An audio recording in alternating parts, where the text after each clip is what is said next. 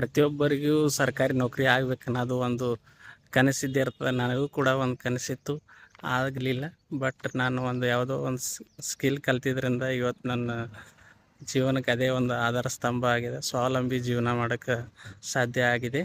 ಮತ್ತು ನೀವು ಕೂಡ ನಿಮ್ಮ ವಯಸ್ಸು 30-35 ವಯಸ್ಸಾಯಿತು, ಇನ್ನು ನೌಕರಿ ಮಾಡ್ಬೇಕನ್ನೋ ಒಂದು ಪ್ರಯತ್ನ ಮಾಡ್ತಾ ಇದ್ದಿರ್ತೀರಿ. ಯಾವುದೋ ಒಂದು ಸ್ಕಿಲ್ ಸೈಡಿಗೆ ಕಲ್ತಿಲ್ಲ ಬಂದ್ರೆ, ಒಂದು ವೇಳೆ ಸರ್ಕಾರಿ ನೌಕರಿ ಆಗದೇ ಇದ್ರೆ ಮುಂದೇನು ಒಂದು ವಿಚಾರ ಮಾಡಿರಿ.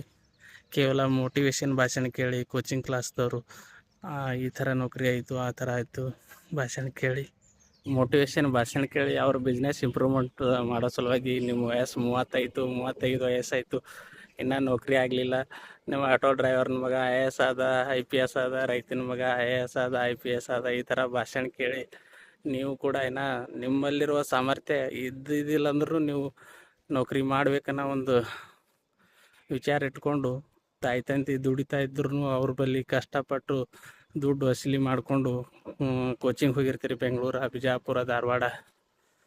ಇನ್ನು ನಿಮ್ಮ ವಯಸ್ಸು 35-40 ವಯಸ್ಸಾದ್ರೂ ಇನ್ನೂ ನೀವು ನೌಕರಿನೇ ಮಾಡೋಕ್ಕಾಗಲಿಲ್ಲ ಅಂದ್ರೆ ನಿಮ್ಮ ಸಾಮರ್ಥ್ಯ ಇಲ್ಲ ಅಂತ ಅರ್ಥ.